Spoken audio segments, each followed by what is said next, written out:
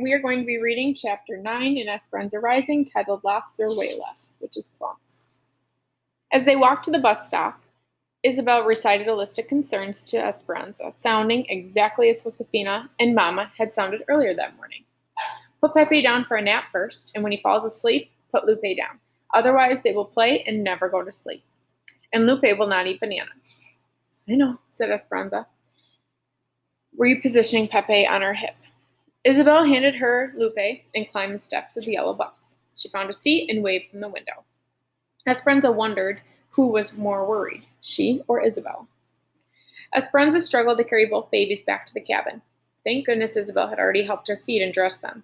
She settled them on a blanket on the floor with some tin cups and wood blocks, and then put the beans into a big pot on the stove. Hortensia had prepared them earlier with a big onion and a few cloves of garlic, instructed Esperanza to stir them occasionally and let them cook on low heat, adding more water throughout the day. She stirred the beans and watched Lupe and Pepe play. I wish Abuelita could see me, she thought. She would be more proud. Later, Esperanza looked for something to feed the babies for lunch. A bowl of ripe plums sat on the table. They should be soft enough to eat, she thought. She took several, removed the pit, and mashed them with a fork. Both babies loved them, reaching for more after each spoonful.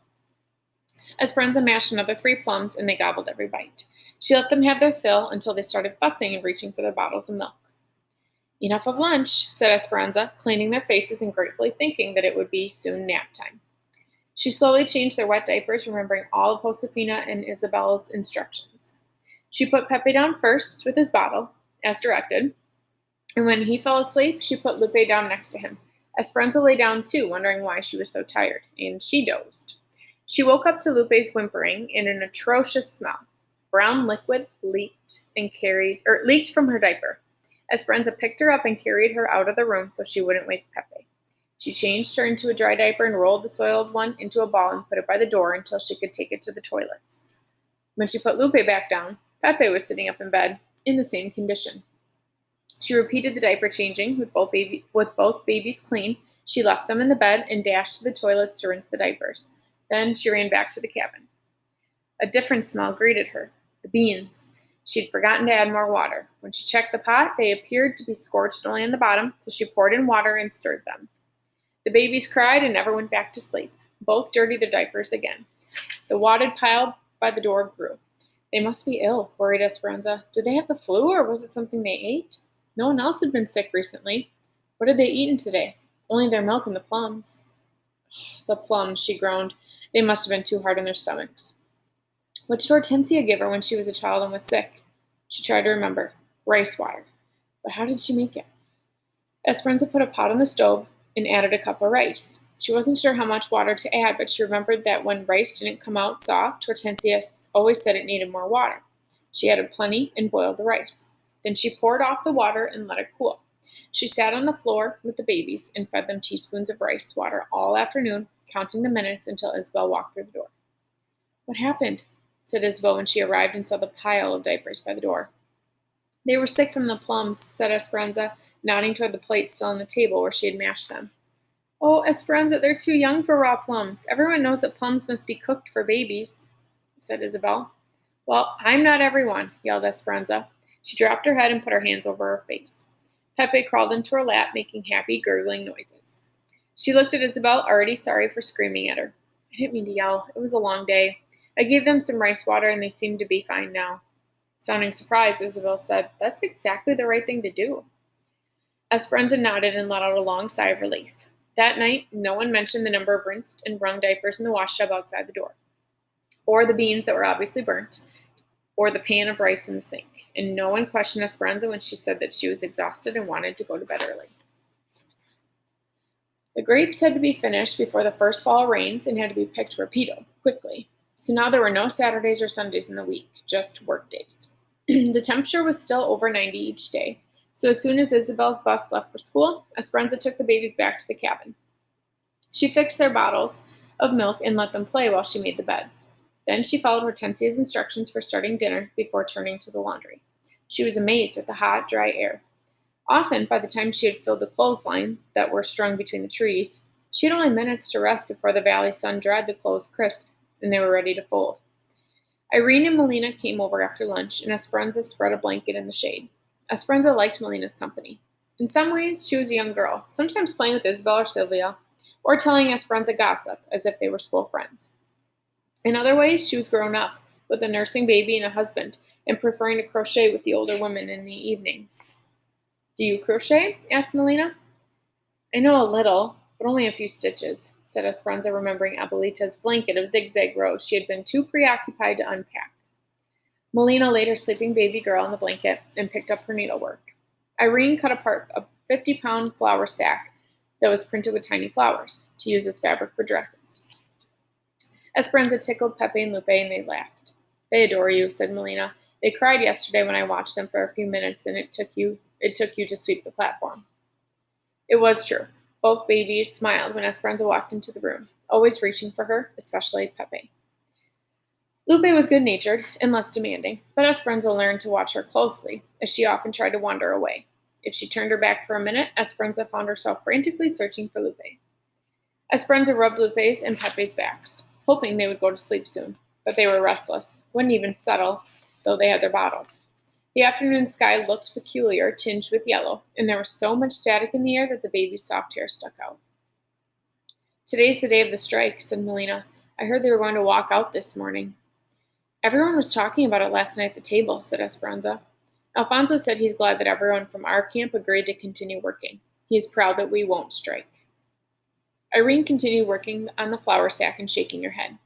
"So many Mexicans have the revolution still in their blood. I am sympathetic to those who are striking, and I am sympathetic to those of us that want to keep working. We all want the same things, to eat and feed our children."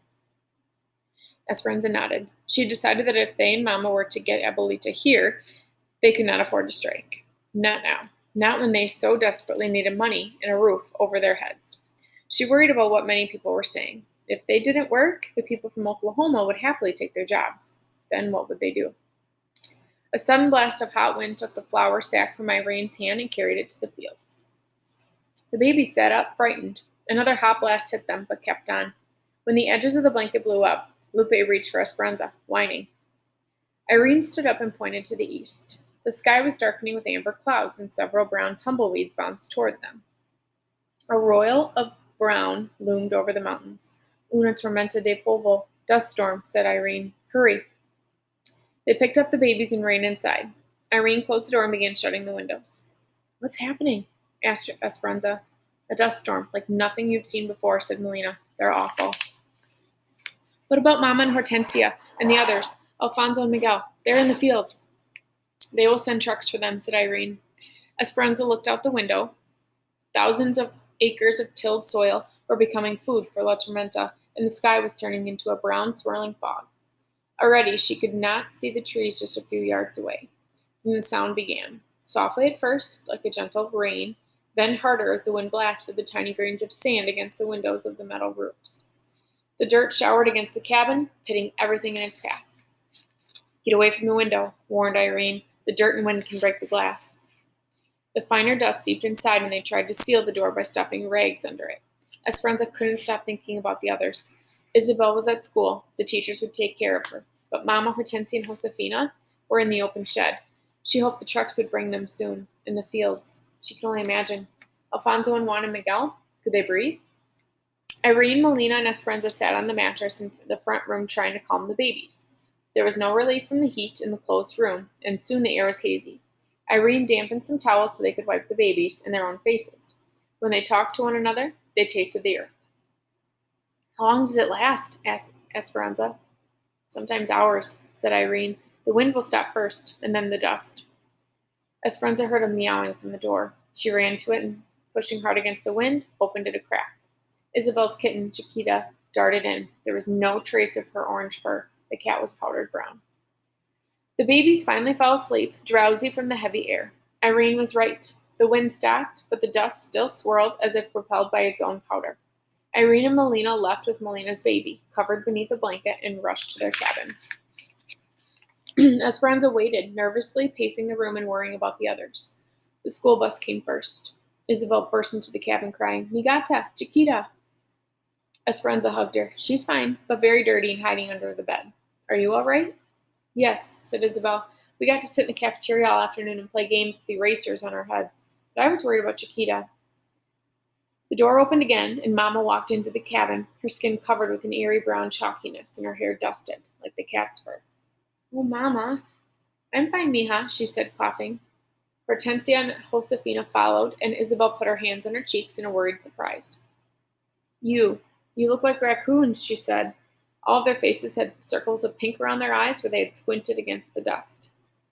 The trucks could not find their way to the shed, so all we could do was sit and wait, said Hortensia. We hid behind some crates and buried our heads, but it did not help much. Josefina took the babies next door, and Mama and Hortensia began washing their arms in the sink, making muddy water. Mama continued to cough. What about Alfonso and Juan and Miguel? Asked Esperanza. If the trucks could not get to us, they could not get to the fields. We'll have to wait, said Hortensia, exchanging a worried look with Mama. A few hours later, Juan, Alfonso, and Miguel arrived, their clothes stiff and brown, all of them coughing and clearing their throats every few minutes.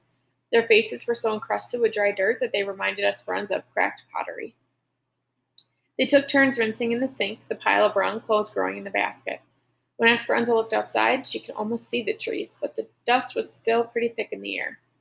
Mama had a coughing spasm, and Hortensia tried to settle her with a glass of water. When the adults all finally sat down at the table, Esperanza asked, "What happened with the strike?"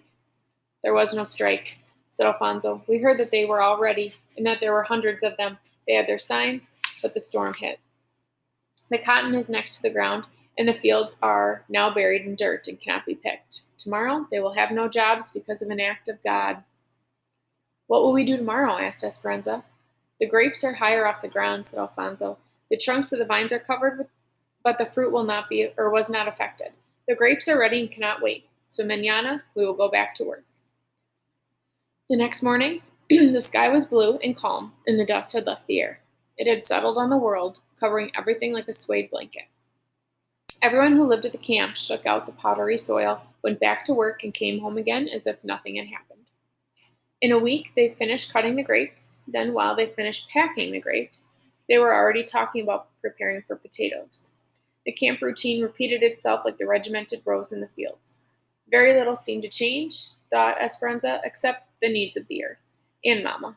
Mama had changed, because after the storm, she never stopped coughing. "Mama, you're so pale," said Esperanza. Mama carefully walked into the cabin as if she were trying to keep her balance and slumped into a chair in the kitchen. Hortensia was bustling behind her. "I'm going to make her chicken soup with lots of garlic. She had to sit down at work today because she felt faint.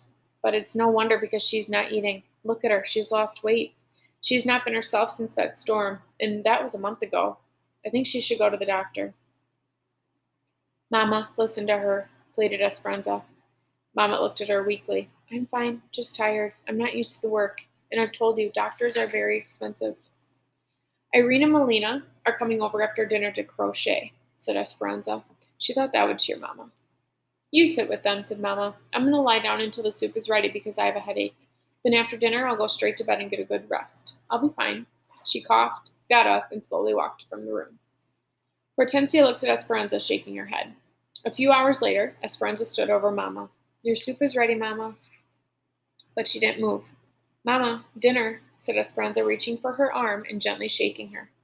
Mama's arm was burning. Her cheeks were flushed red, and she wasn't waking. Esperanza felt panic squeezing her, and she screamed, "Hortensia!" The doctor came. He was American, light and blonde, but he spoke perfect Spanish. "He looks very young to be a doctor," said Hortensia. "He has come to the camp before, and people trust him," said Irene, "and there are not many doctors who will come out here." Alfonso, Juan, and Miguel sat on the front steps, waiting.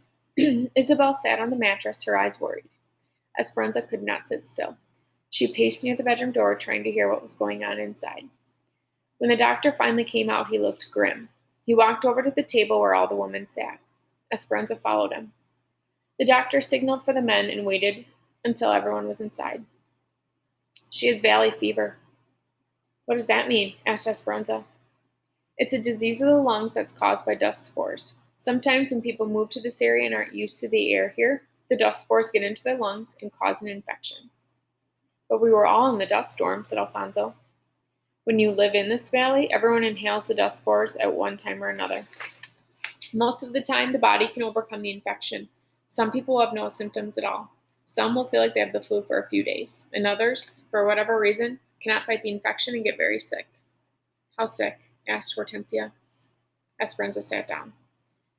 She may have a fever on and off for weeks, but you must try to keep it down. She will cough and have headaches and joint aches. She might get a rash. Can we catch it from her? The babies? Asked Josefina. No, said the doctor. It isn't contagious, and the babies and young children have probably had a mild form of it already without you even knowing. Once the body fights off the infection, it doesn't get it again. For those who live here most of their lives, they are naturally immunized. It is hardest on adults who move here and are not accustomed to the agricultural dust. How long until she is well? Asked Esperanza. The doctor's face looked tired. He ran his hand through her short blonde hair. There are some medicines she can take, but even then, if she survives, it might take 6 months for her to get her full strength back. Esperanza felt Alfonso behind her, putting his hands on her shoulders. She felt the blood drain from her face. She wanted to tell the doctor that she could not lose Mama too, that she had already lost Papa and that Abuelita was too far away. Her voice strangled with fear. All she could do was whisper the doctor's uncertain words. If she survives. All right, so there's a Google form attached to this, so please do that after you're done, and that's it. Thanks.